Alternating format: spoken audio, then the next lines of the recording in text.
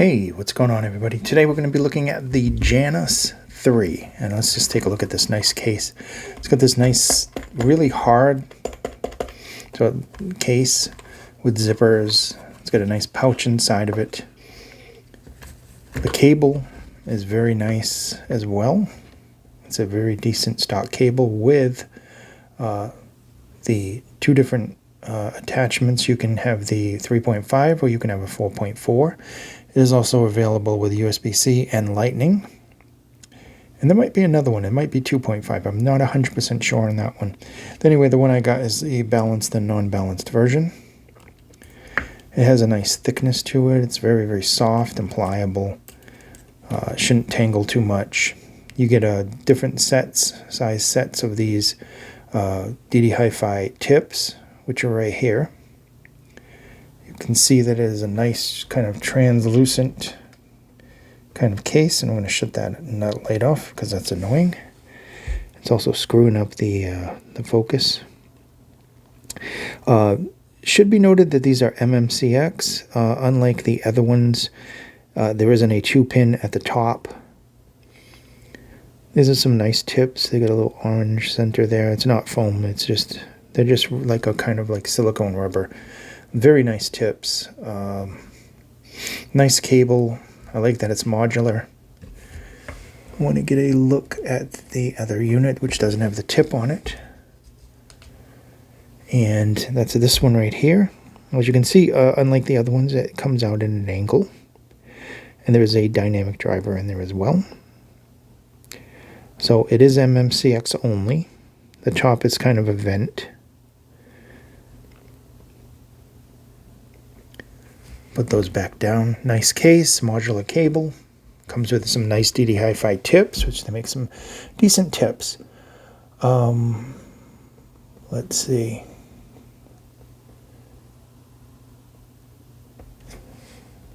So the driver on this one is a 10mm ultra low distortion dynamic driver unit with a lithium magnesium alloy dome composite. That is a large thing to be saying. Effective frequency response is 20 to 20 kilohertz. Frequency response is something new that they keep doing. It's 5 hertz to 58 kilohertz, but nobody can hear that unless you're a dog or some kind of bat creature. Sensitivity is 122 decibels, and it is only 14 ohms. They should be able to be driven from anything with, perfect, quality. You don't need a dongle. I always like to use one though. MMCX connector with a 3.5mm and 4.4mm interchangeable plug. It is a single crystal copper core shielded cable. That is 1.2 meters. 5.5 grams, excluding the cable. Color is green and silver. And that's basically it for spec-wise. So I'm going to put that down. Okay, sound-wise on these. You get a nice kind of Harman tuning, really Harman tuning with these. Like, there is bass. It is kind of just hanging out there, being neutral-ish, a little bit more kind of oomph in the bass than normal. But the bass presents very well controlled. It's tight. It's fast. There's definitely some nice kind of overall bass response with this, both sub and mid bass. Definitely not sluggish in the least bit. So you get some nice tight speedy bass with good control, some decent details there overall. You go into the mids, a little tinge of warmth there to the mids. For the most part, the mids are kind of neutral. They're forward. They present well. Vocals at least are forward. Vocals have a decent note weight to them. I don't know, in some recordings they did sound a little bit on the thin side, but they were overall clear and very, very precise. Moving into the treble is extremely well controlled. It extends, it sparkles, and then it goes away. It doesn't hang around and get any harshness whatsoever. Staging is average with this. Definitely has some average stage, maybe a little bit wider than average. The depth is probably average overall. Imaging, though. Imaging was very good.